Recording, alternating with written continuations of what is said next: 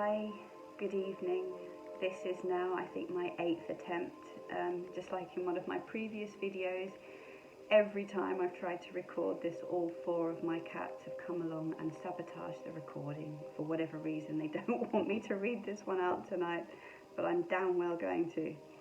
So it's the 24th of May 2020. Oh, here comes another cat. Don't you even think about it, mate. No. Okay, move on. Sorry about that. So, anyway, tonight's extract is entitled London, Hell on Earth. No offence to Londoners, I love London, but that is the nature of this particular chapter. Sorry, go cat. No, cat, stop it! Shit, sorry. This is what happens when you have 4 cats and you attempt to do a video and don't lock them out. You may have noticed that most of my extracts have been more philosophical. That's because of what's going on in the world around me at the moment. I just feel more compelled to share the more philosophical chapters from the book. In this particular chapter, I'm actually quoting Dr. Robert Ghost Wolfe, which we can talk about at another time. Any of you who've ever done intense research on any topic will know how consuming it is, and also how you can end up kind of going down that rabbit hole. And recently I'm coming up with some really very interesting material. I could say shocking material, perhaps. Some of which I will be sharing in the book, and some of which I will not, for obvious reasons. Just trying to be a bit mysterious there. Anyway, let's start tonight's chapter. Get yourselves comfortable, perhaps close your eyes, and I shall start. We stood on the silent London street, a cold wind blowing rubbish around our feet in a swirl. The silence was vast and ghostly, all-encompassing. I looked around me and shivered, inside and out. I can't do this anymore, this slow suicide. I just can't do it. My voice choked up and I wiped away the tears with my sleeve. Kai put his hand on my shoulders and turned me towards him. "You've made your decision?" he asked quietly. I nodded. "I need to be with my tribe. It's now or never. I can't take another 7 years of this. It really is slow suicide, and that's not the way I want to go. I've done my time. I've served the Federation in the only way I know how. Some lessons will never be learnt. I've awoken. The memories are flooding back by the second. And I know why I'm here, but I've also been given a choice. I know it's not time to return, but for as long as I have to remain on Earth, I get to choose my ending, and it's not going to be like this. I just can't do it." He tightened his grip on my shoulders. "You know what you're saying, right? You may never see your Earth family and friends again. It's a huge sacrifice." I swallowed the lump in my throat that seemed to have taken up permanent residence recently. Yes, I know what it means, and it's tearing me apart inside. Believe me, I've spent many sleepless nights tossing and turning, but I've reached the realization that I have to choose my own path. Even if I did remain, I would eventually be separated from my loved ones when the others come and arrest me. You know I refuse to comply with their lies, and I'm not prepared to be a martyr for the humans. They have to wake up individually and open their own eyes. I've done my best, but I do not love humanity enough to sacrifice my life for them. Damn it, there's already been enough sacrifice. How many more need to give their lives for these beings just to awaken them? I closed my eyes and raised my face to the heavens. A lone ray of sunlight lightly caressed my face with its tenuous warmth. Tenuous was the word. My grip on life seemed tenuous right now. The moment I let go, I would be swept away like a balloon, unable to return, sucked into the great unknown. I want to spend these final years with a community of like-minded thinkers who will rise up and fight by my side. I won't go down fighting alone. In fact, I don't even want to fight anymore. My warrior flame is slowly being extinguished. I don't know how many incarnations I've lived, but I feel a deep fatigue of the soul. I want to be in a place of peace, leave this surveillance state behind, their Fourth Reich, human slavery, greed and destruction. I've had my fill. And as much as it kills me to leave my loved ones, it will kill me faster if I remain. I can't live my life through them. That's the slow suicide I'm talking about. I've done everything I can to open their eyes, and now our day of reckoning is upon us. Each of us must decide individually. I feel great sadness for those who've already chosen to leave, for the mental anguish is too great for many. They have lost their jobs, their homes, their relationships. They feel hopeless, as if there is no future, and for many on this planet, that is the case. But likewise, I still have hope. Hope for another place, a place where we will have freedom and dignity, all the basic necessities taken care of, and no one will ever go without. A place where we will take care of each other, the young, the elderly, there goes the cat again, and the vulnerable. Heaven on earth, as opposed to this hell. I paused and opened my eyes, looking around me at the concrete jungle. The city will be the last place on earth to be during these end times. The ancient ones were right all along. I thought back to the wise words of the Hopi elders in the book I had read. As we get close to the time of arrival of the purifier, there will be those who walk as ghosts through the cities. Through canyons they will have constructed in their man-made mountains. Those that walk through these places will be heavy in their walk.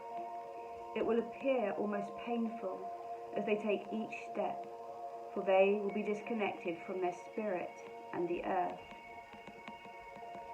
You know, the night before we flew to London, I had this really powerful, intense dream.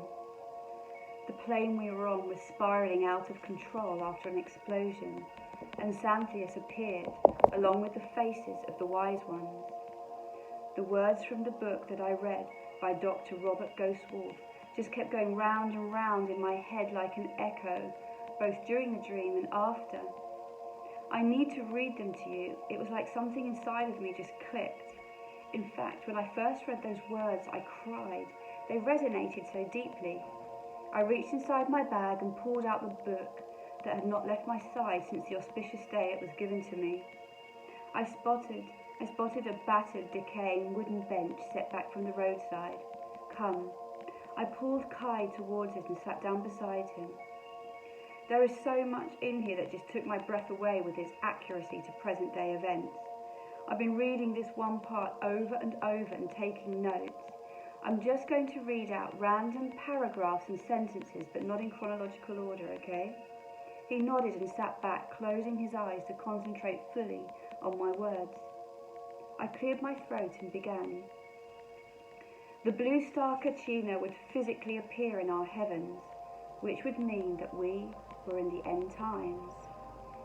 In the final days, the blue star Kachina will come to be with his nephews, and they will return the earth to its natural rotation, which is counterclockwise. This fact is evident in many petroglyphs that speak of the zodiac and within the Mayan and Egyptian pyramids. The rotation of the earth has been manipulated by not-so-benevolent star beings. The twins will be seen in our northwestern skies. They will come and visit to see who still remembered the original teachings. Flying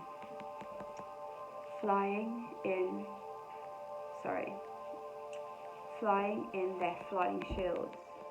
They will bring many of their star family with them in the final days. Those who return to the ways given to us in the original teachings and live a natural way of life will not be touched by the coming of the purifier.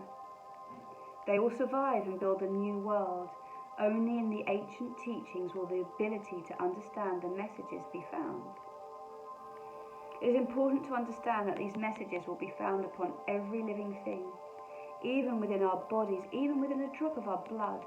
All life forms will receive the messages from the twins, those that fly, the plants, even the rabbits. The appearance of the twins begins a period of 7 years, which will be our final opportunity to change our ways. Everything we experience is all a matter of choice. I paused. He opened his eyes. Are they referring to a blue comet? And is the purifier the red Kachina? Perhaps the red dwarf star, or that NASA photo of the Eye of God? I've read something about these prophecies before. I remember back then being quite stunned at the similarities to things happening in these times. Don't they mention something about unnatural children and soulless beings, he asked. Yes, they are the passages I've highlighted, but they really affect me and made me think of clones, artificial intelligence. There's so much here to dissect and analyse, it's unbelievable. And it also brings me back to CERN and their experiments. Listen to this. Many will appear to have lost their souls in these final days. So intent will the nature of the changes be, that those who are weak in spiritual awareness will go insane. For we are nothing without spirit. They will disappear, for they are just hollow vessels for anything to use. Life will be so bad in the cities that many will choose to leave this plane, some in whole groups. Only those who return to the values of the old ways will be able to find peace of mind. For in the earth we shall find relief from the madness that will be all around us. It will be a very hard time for women with children, for they will be shunned. Many of the children these times will be unnatural, some being from the stars, some from past worlds.